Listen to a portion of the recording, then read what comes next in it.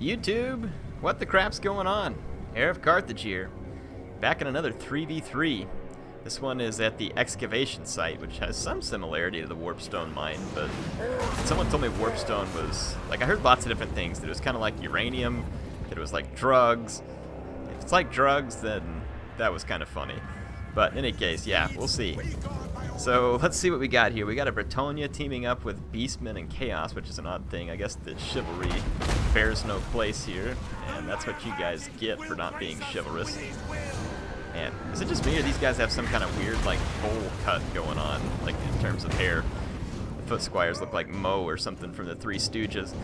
So we got the Empire over here with some halberds and spears, Empire Captain, a few Free Company militia, Carl McFranz himself riding on Deathclaw, and then there is a line of dwarf warriors, a line of cheap men-at-arms, backed up by men-at-arms with pole arms, the Fey Enchantress without Silvaron, which is an odd choice, and no Mist. Well, does she have Mist of the Lady? Let's see. She does have Mist of the Lady. That's good. And remember, Mist of the Lady is her incessant gas that kills off nearby enemies. So yeah, it's like slayers, cannons, all kinds of fun stuff. So let's watch what happens. Looks like the Empire moves forward. Now, if there's something you don't want to do in team battles, it's this, which is bringing up one army and completely exposing your flank to the enemy while your opponents sit back in order to use their artillery. So when you're in a team battle, don't do this. Don't be that guy. If you're watching this and you're that guy, I'm just saying, it's just advice, nothing personal.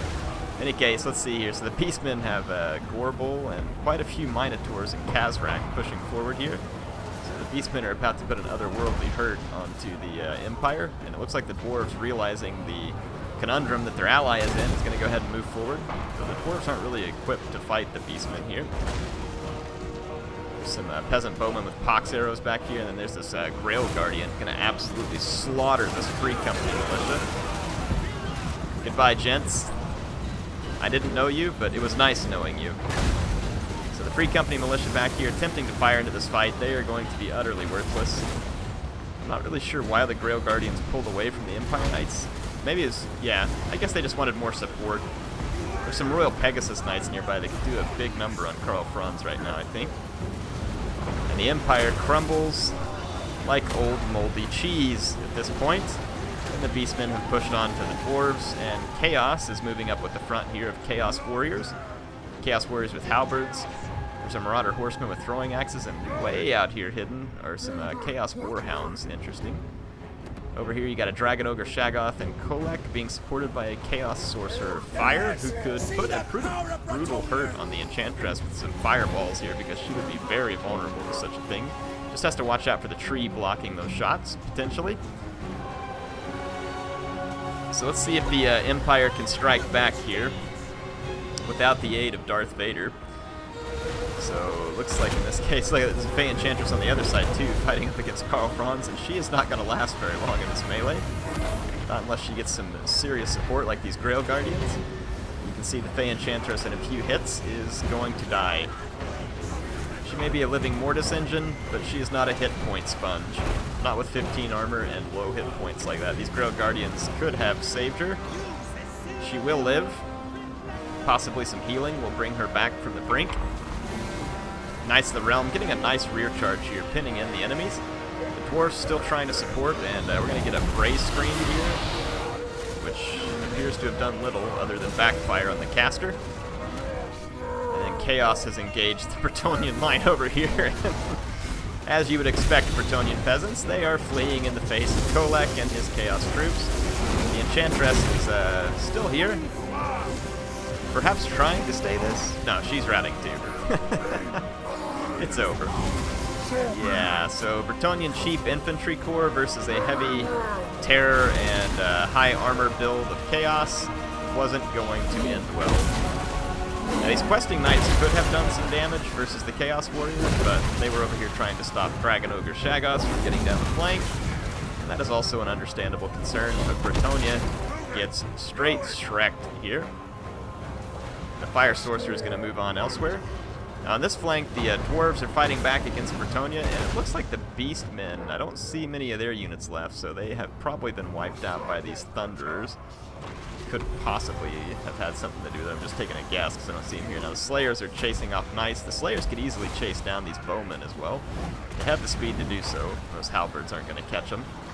The Jade Wizard for the Empire is gone, which means that if Mr. Franz is still around, he's without that support. He is. He's back here in the back of the battle.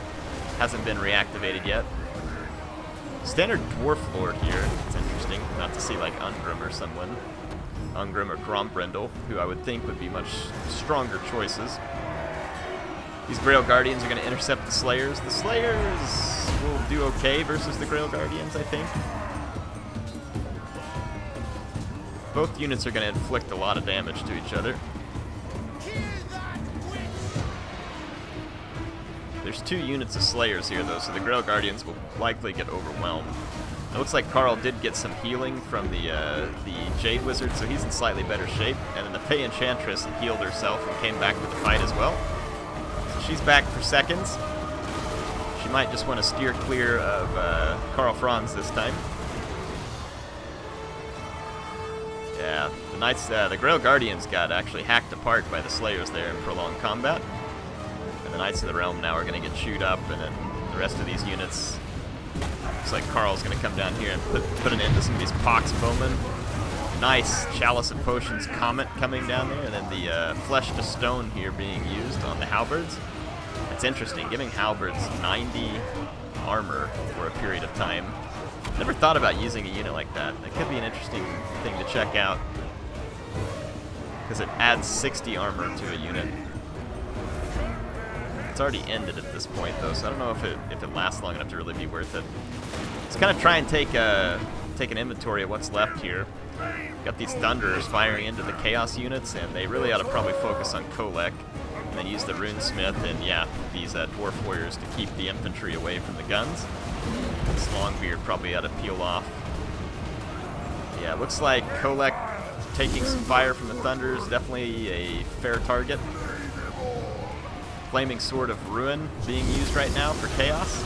It's a nice buff to their troops. Kolek is out of firing range at this point. Is the Sorcerer going to try and move in on the Thunderers? It looks like it. That's good. Manticore causes terror, so that's not a bad choice. There are some Slayers. They are dealing with some Chaos Warhounds. Those must have been the ones that were off and hiding. Some Free Company Militia back here mopping up some regrouped Foot Squires. Fey Enchantress doesn't have much armor, and she would actually be pretty vulnerable to the Free Company Militia. The Free Company Militia, though, but yeah, it looks like it's going to get a visit from this regrouped Dragon Ogre, Shagoth. And then Kolek now sees an opening and gets back to the Dwarf Gunners, so not good for the Dwarves. Looks like Karl's going to intercept the Dragon Ogre, and the Warhounds are going to make a beeline for these Free Company, but they rout. And then you got the Brace Shaman of the Wild here. Dragon Ogre's dead, but not before inflicting some pretty decent damage on Karl. But the Rune Fang, Deadly Onslaught, Galmaraz, all kinds of stuff coming in here for Karl Franz. And it still says it's a fairly even fight. Kolek's back here trying to rip up dwarves, and the Chaos Sorcerer on his Manticore should be inflicting terror onto enemies now too, which would be very helpful. And so would Kolek. Oof, that's a lot of dead Bretonnian peasants. And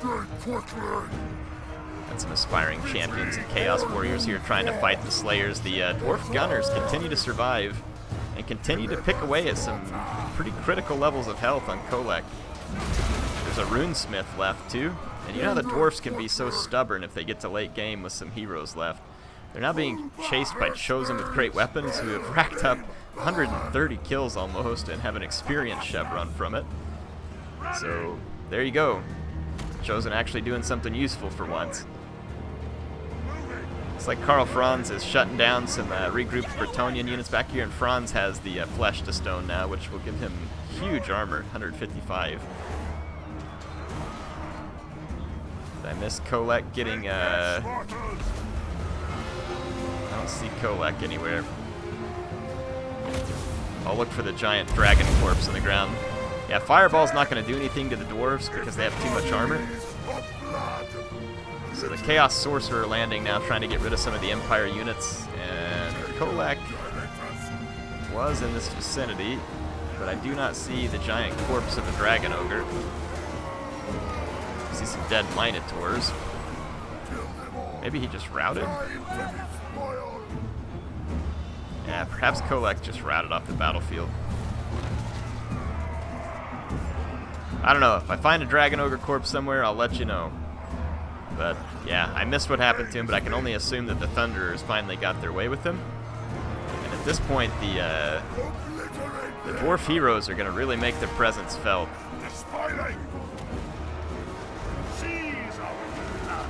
Retreat! Retreat! Forward! And it looks like it's a valiant defeat for the home team there. You guys say that the victory always goes to the yellow team, and apparently not in this case. Let's go take a look at the final outcome here. It was a fun battle. It was fairly close. Kolak, man, he did some killing, though. Good grief. Him and this Dragon Ogre both racking up some substantial kills. Did that Dragon Ogre really pick up 4 experience ranks in one battle? Look at this. One chosen with great weapon, kind of meh, and this one picked up 2 chevrons and 155 kills. That was pretty impressive. Bretonnian player here, most of his units getting shut down pretty hard in terms of kills. I don't know if they put experience chevrons on these units. If they didn't, then that means that even though these units didn't get a lot of kills, whatever they did kill was quite important if they did pick up those chevrons in the battle. And then the Beastman here kind of went up the center, didn't get a lot of kills, but was able to help inflict a ton of damage to the Empire early on, which I think was pretty critical in breaking one of the flanks. And let's see, the Dwarf player here clutched it out in the end. That is a lot of kills on the Grudge Thrower, so that was definitely a useful unit. These Slayers all racked up. It looks like important kills because they're all carrying chevrons. Many of the Dwarf units carrying chevrons. Again, though, maybe that was done before the battle. I'd have to go back and look. The Empire player getting pretty good performance out of Karl Franz in the end. Not much out of most of the rest of the units, but the Jade Wizard and Franz became pretty useful. And then this Bretonnian army here just got wiped out by that onslaught of chaos on the other flank. So, yeah, too much cheap infantry here. It just absolutely fell apart and just got run completely through by chaos. So, hope y'all enjoyed this battle. I enjoyed showing it to you. Appreciate it being submitted. If you enjoy what you're seeing, please make sure to subscribe. It does help me out a lot. I appreciate MSI for sponsoring the build that I'm using to record this, and their help is, like I said, much appreciated. Hope to see you all again soon. HeirofCarthage, signing out for now. See you then.